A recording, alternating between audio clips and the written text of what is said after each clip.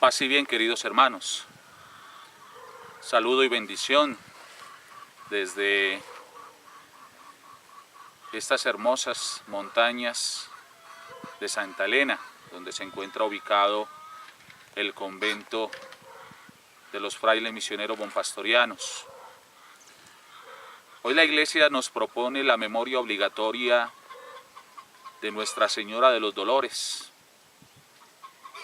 Santa María Virgen, desde su dimensión dolorosa, a partir de todos los padecimientos que tuvo que sufrir en esa participación extraordinaria que Dios le ha dado en la historia de la salvación. En el nombre del Padre, del Hijo y del Espíritu Santo. Amén.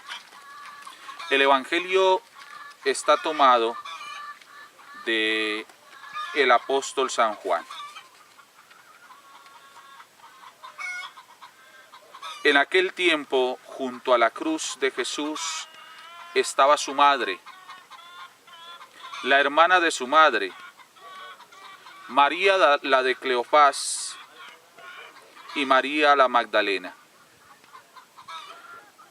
Jesús, al ver a su madre y cerca al discípulo que tanto quería, dijo a su madre: «Mujer, ahí tienes a tu hijo». Luego le dijo al discípulo: «Ahí tienes a tu madre». Y desde aquella hora el discípulo la recibió en su casa. Palabra del Señor. Gloria a ti, Señor Jesús. Que por las palabras del Santo Evangelio nos sean perdonados nuestros pecados.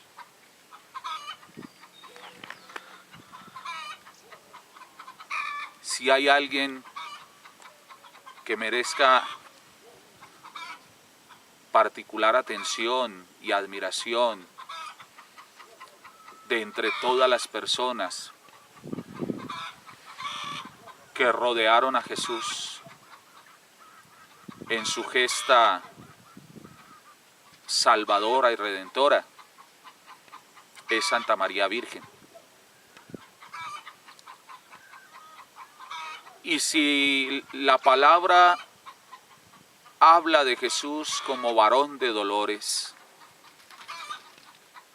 cuando el profeta Isaías lo muestra desfigurado y que se atreve a decir no tenía forma humana, parecía un gusano, como cordero llevado al matadero, ya era deforme, no se podía identificar, por decirlo así. También la historia de la redención tiene su mujer de dolores, Santa María Virgen. Y dolores y dificultades desde la Anunciación hasta la cruz. Desde que Jesús irrumpe en la vida de María, o más bien, desde que esa tarea le es encomendada, cuando el ángel aparece y la anuncia, desde ahí comienzan los problemas de María, comienzan los dolores de María, las dificultades de María, dificultades que no cesaron desde ese mismo momento hasta la tumba de Jesús. Y seguramente que hasta más adelante, al ver perseguir a los apóstoles, al ver las dificultades que pasaban las primeras comunidades cristianas. Cuando María es anunciada por el ángel, se enfrenta al primer y más grande primer y gran problema en su vida. Quedarás en embarazo y darás a luz un hijo y le pondrás por nombre Jesús. ¿Cómo voy a quedar en embarazo si no conozco varón? Pero eso era una simple pregunta comparado con el problema que se le venía. José iba a reclamar, bueno, ¿y cómo así que estás en embarazo? Si tú y yo todavía no nos hemos allegado, no hemos estado juntos, ¿cómo es esto de que estás en embarazo? De hecho, José entra en crisis y decide dejarla, decide abandonarla. Pero el ángel del Señor se le revela en la noche y le dice: José, no temas tomar a María por esposa, porque lo que hay en ella es obra del Espíritu Santo. Y le encarga a José lo mismo que le había encargado a María: le pondrás por nombre Jesús, Dios con nosotros. Ya ahí hay un primer problema. María comenzó sufriendo, comenzó enfrentándose a dificultades. Segunda dificultad, la pobreza en la que vivían. José tenía que ir a censarse a Belén, y cuando van en camino al censo, María tiene que dar a luz y no encuentran un lugar en los hoteles, en el mesón, como dice el Evangelio, y le toca al niño nacer en el lugar donde comen los animales, en el pesebre. ¿Cómo es esto de que el Hijo de Dios, aquel de quien me prometieron iba a ser el Rey de Reyes y que iba a regir con trono de hierro a su pueblo, que será llamado grande, todo eso que me prometieron en la anunciación, todo eso que me dice el ángel, ¿en qué queda? ¿Cómo el Hijo de Dios nace en un muladar, en un pesebre? Se preguntaría María. ¿Dónde está la promesa? ¿Dónde está lo que se me prometió? Pero más adelante, al cumplir el niño 2 años, ya comienza a ser perseguido. Persecución.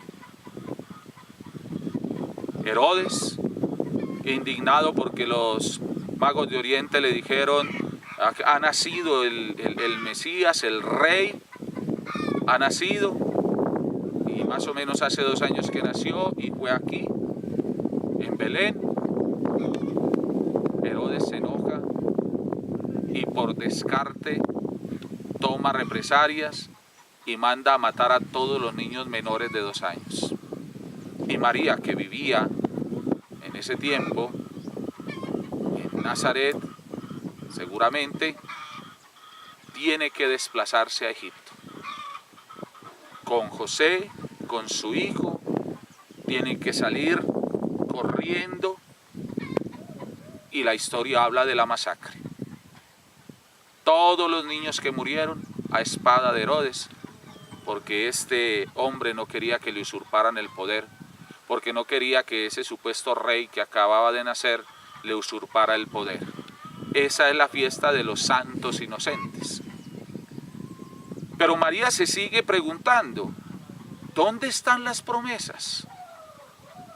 Ya de hecho, cuando fue a presentar al niño en el templo, el anciano Simeón le dijo: y a ti una espada te atravesará el corazón. Claro, la madre sintiendo el dolor de lo que le pasa a su hijo, de las persecuciones, de la pobreza, de la miseria, pero más aún pensando en una promesa que le hicieron que no se ve por ninguna parte. ¿Dónde está el cumplimiento de la promesa? Más adelante su hijo crece, sale a ejercer su ministerio, a predicar, y comienzan las persecuciones. Su hijo es tildado de loco, su hijo es buscado para matarlo, su hijo es odiado por la clase religiosa de su época, su hijo es perseguido, su hijo es amenazado, cualquier cantidad de cosas. ¿Dónde está la promesa? Lo que Dios había prometido. María no era una mujer mala, María era obediente. Estaba haciendo lo que Dios le había dicho que hiciera, estaba haciendo la voluntad de Dios, estaba siendo obediente como lo prometió desde la anunciación. He aquí la esclava del Señor, hágase en mí según tu palabra. Y nosotros a veces creemos que si somos obedientes todo nos tiene que suceder bien. A María no le sucedió bien en ese momento. Y 3 años después de que su hijo ejerciera el ministerio, viene la prueba máxima. Es apresado, abofeteado, flagelado, condenado a muerte. Y no cualquier muerte. Iba a morir como el peor. Iba a morir como un miserable. Iba a morir como el más grande de los delincuentes, en una cruz. Era la máxima condena romana. Y mientras lo llevan al cadalso, a la muerte, a la crucifixión, ella se encuentra con su hijo en el camino de la cruz desfigurado, maltratado, humillado, golpeado. ¿Dónde está la promesa? ¿Será que Dios se equivocó? ¿Sería que Dios me habló a mí y debía haberle hablado a otra? De este fue del que me dijo el ángel, será grande, dominará su pueblo con cetro de hierro, será llamado Hijo del Altísimo. Este que viene en camino a la muerte, ensangrentado y desfigurado. María seguramente no entendía, pero dice el Evangelio, todo lo guardaba en su corazón. Por último, muere en la cruz, y muriendo Jesús, como dice el obispo de Roma Francisco, el fracaso de Dios. Aunque muchos detractores del obispo de Roma Francisco dicen que es una herejía lo que él dice, que por eso es un papa falso, más falsos son los que le critican de esa manera, ignorantes del Evangelio. Sí, en la cruz, con la muerte de Jesús, pareciera que se diera el fracaso de Dios. Todo lo que había prometido el ángel, todo lo que las profecías venían diciendo, ahí en esa cruz quedaban como sin sustento. Porque es que el sello del triunfo lo da la resurrección. La muerte es apenas el paso, un paso gigantesco, pero el sello lo da la resurrección. Pero María estaba frente a la cruz, doblando rodillas ahí frente a la cruz. Y Jesús le dice, madre, ahí a tu hijo. Ya el apóstol le dice, hijo, ahí a tu madre, que es el evangelio de hoy. María es entregada a la iglesia, es entregada al pueblo cristiano, es entregada a quienes peregrinamos como compañía constante. Jesús muere. Y mientras Jesús muere en la cruz, María nos acompaña. ¿Qué es la cruz? ¿Qué es la crucifixión? Un supuesto fracaso. Un supuesto fracaso. Hasta aquí llegó todo. Se nos murió el líder. No hay nada que hacer. Nos toca solo de aquí en adelante. Pero María dice, no te toca solo. Ahí tienes a tu madre. Estás en dificultades y de pronto crees que no hay nada más que hacer, que ya hiciste todo lo posible, que esto definitivamente es un fracaso. Ahí tienes a tu madre. Sientes que Jesús no está, que no te oye, que Dios no te presta atención, que ya has rogado demasiado. Ahí tienes a tu madre. Cuando sientas que todo es imposible y que ya no hay nada que hacer, Jesús en ese momento te delegó a María. Ahí tienes a tu madre.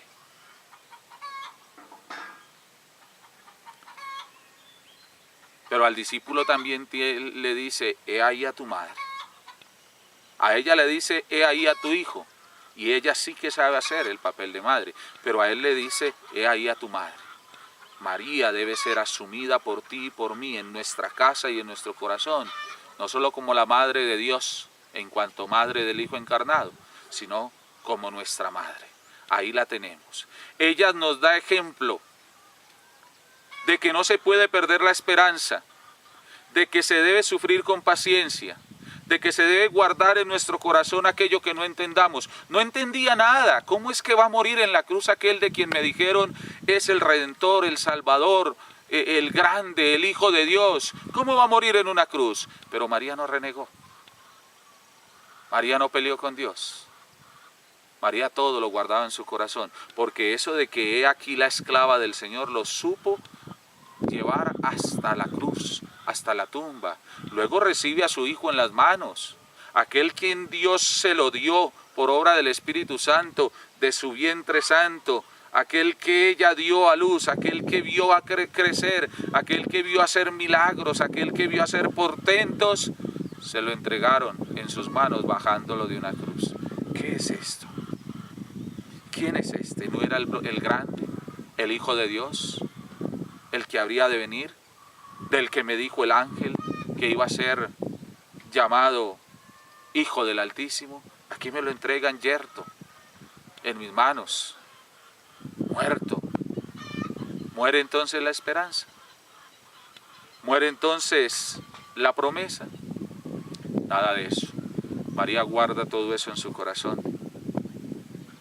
Y tal vez por eso es que la resurrección le fue anunciada a una mujer, porque merecía esa mujer, por todo su sufrimiento, que fuera a una mujer, primero a ellas, a quienes se les revelara que todo lo que habían esperado no era en vano.